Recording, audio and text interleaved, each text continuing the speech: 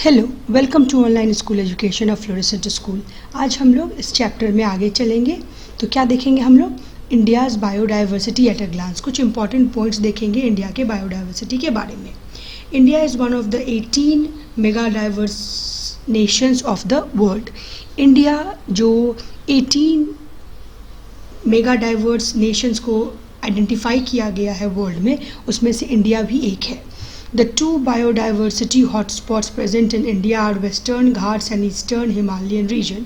दो biodiversity hotspot भी है इंडिया में। वो कौन कौन से हैं? वेस्टर्न घाट और eastern Himalayan region. India is just 2% of the world's land mass but 8% of world's biodiversity is found in the country. पूरे वर्ल्ड का लैंड जो है वो हमारे कंट्री में बस वो जो हमारा कंट्री का हिस्सा बनता है वो है 2%, और 8% पूरे दुनिया में जितनी भी बायोडाइवर्सिटी, जितने टाइप के प्लांट्स और एनिमल्स और माइक्रो ऑर्गेनिज्म्स है पूरे दुनिया में, 8% हमारा कंट्री उसमें कंट्रीब्यूट करता है।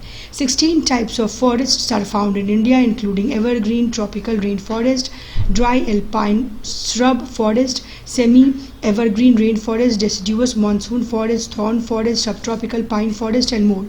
16 डिफरेंट टाइप्स के फॉरेस्ट हमारे कंट्री में मिलते हैं, जिसमें कुछ एवरग्रीन है, कुछ मानसून है, कुछ डेसिडुअस है, कुछ थॉर्नी है।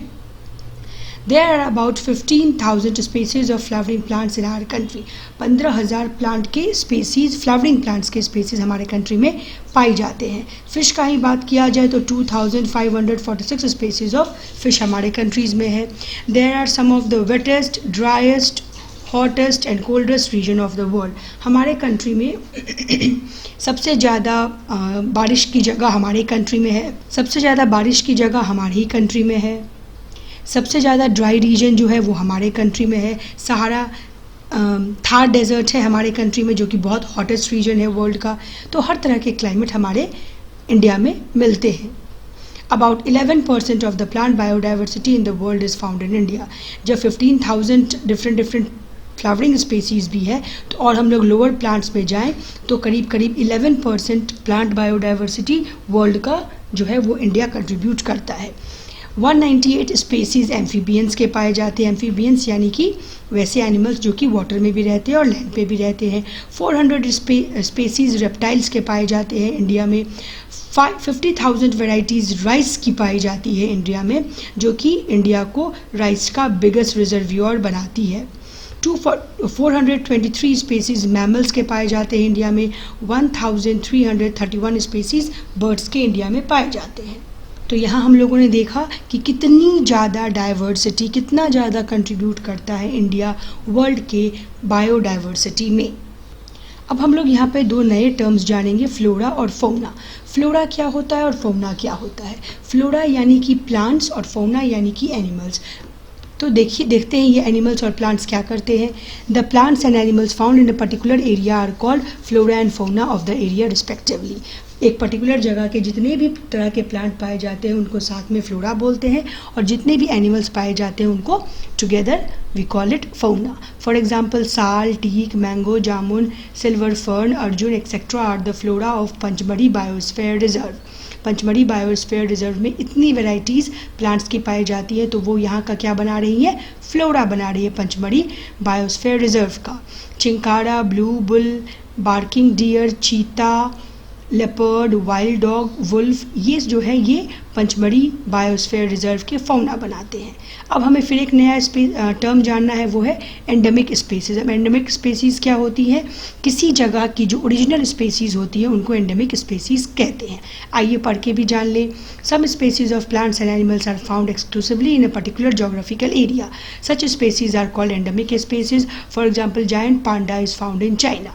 जैसे कि जायंट पांडा जो है वो चाइना में ही पाया जाता है, केवल चाइना में ही पाया जाता है। चाइना ही उसका ओरिजिन है, चाइना ही उसका मेन नेटिव प्लेस है, उसको कहते हैं एंडेमिक स्पेसीज उस जगह का। For example in India Asiatic lion is endemic to the Gir forest in Gujarat and snow leopard to the Himalayan region. India की भी एंडेमिक स्पेसीज है। कौन कौन है? एशियाटिक लायन जो कि केवल गिर फॉरेस्ट में पाए जाते हैं जो गुजरात में है, और स्नो लेपर्ड भी इंडिया का एंडेमिक स्पेसीज है जो कि हिमालय में हिमालय की वादियों में पाए जाते हैं। Sal and wild mango are examples of endemic flora of Pachmarhi biosphere reserve.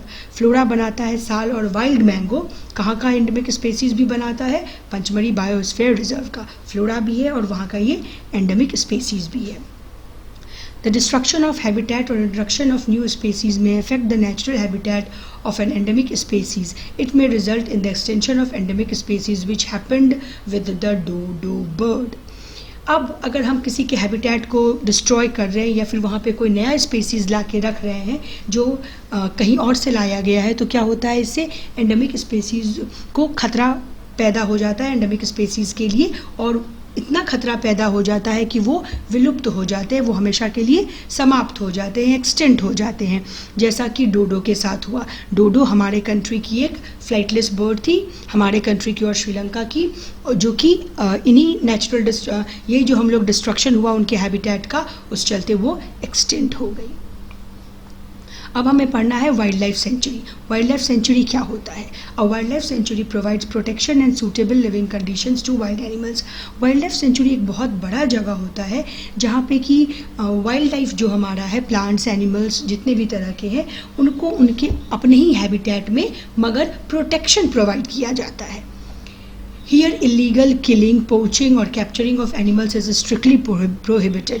यहाँ पे अगर किसी एनिमल को मारा जाता है, शिकार किया जाता है इन एनिमल्स का, या फिर इनको कैप्चर किया जाता है किसी भी यूज़फुल प्रोडक्ट बनाने के लिए या जू में रखने के लिए कुछ भी, तो ये पनिशेबल ऑफेंस है, इसके लिए सज़ा भी है।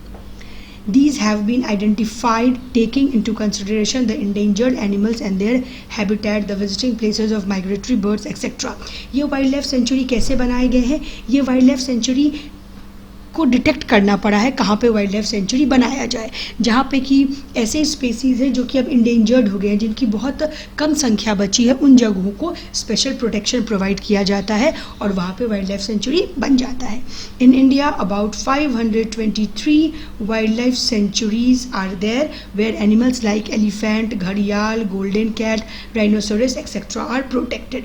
इंडिया में ही केवल 532 वाइल्ड लाइफ सेंचुरीज़ हैं जिसमें कि बहुत तरह के एनिमल्स को प्रोटेक्शन प्रोवाइड कराया जाता है। Indian wildlife sanctuaries are established in unique landscapes such as broad level forest, mountain forest and bushland in deltas and of major rivers. ये जो हम लोग इंडिया में जो वाइल्ड लाइफ सेंचुरीज बनी है, ये बहुत ही खूबसूरत वादियों में बनी है जहाँ पे कि बहुत तरह के एनिमल्स और प्लांट्स पाए जाते हैं। वो खूबसूरत वादियाँ कहाँ है? फॉरेस्ट में है जो कि हाई लेवल पे है, माउंटेन में है, या फिर रिवर के डेल्टाज में है।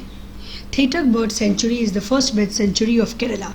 ये थेटक बर्ड सेंचुरी जो है, ये पहली बर्ड सेंचुरी है इंडिया की, जो कहाँ पे इस्टेब्लिश की गई थी? केरला में इस्टेब्लिश की गई थी। ये आपको बच्चा लोग याद रखना है।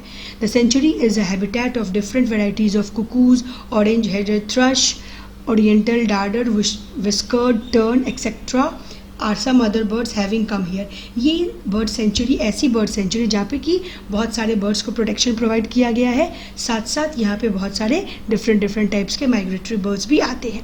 अब नेशनल पार्क क्या है? National park is a large area dedicated to conserve the environment, national resources and the wildlife there. National park एक ऐसा एरिया होता है, बहुत बड़ा एरिया होता है, जहाँ पे कि इन्वायरमेंट के साथ साथ नेचुरल रिसोर्सेज और वाइल्ड लाइफ को भी कंजर्व किया जाता है।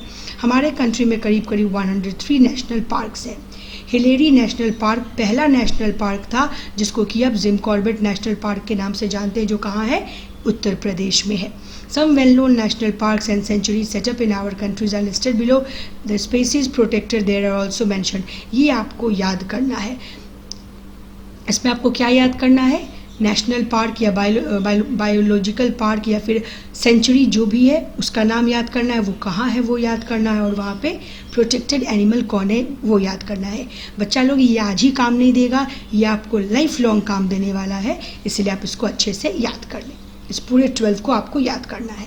The national parks are developed with the aim to protect the animals whose numbers are diminishing to a level that they might face extinction. National park ये दिमाग में रख के बनाया गया है कि अगर इन एनिमल्स को अब प्रोटेक्शन नहीं दिया गया तो अब ये एनिमल्स एक्सटिंक्ट हो जाएंगे। अभी तो इंडेंजर्ड ही है, कुछ स्पेसीज तो एग्जिस्ट कर रही है, लेकिन अब ये क्या हो जाएंगे? फाइनली एक्सटिंक्ट हो जाएंगे।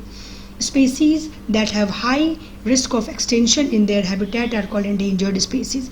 मैंने बार बार ये वर्ड यूज़ किया है, जिनको की रिस्क है कि वो अब एक्सटेंट हो जाएंगे, बहुत जल्दी एक्सटेंट हो जाएंगे अगर उनको प्रोटेक्शन नहीं दिया गया, ऐसे स्पीसीज़ को, ऐसे एनिमल्स और प्लांट्स को बोलते हैं endangered एनिमल्स और प्लांट्स.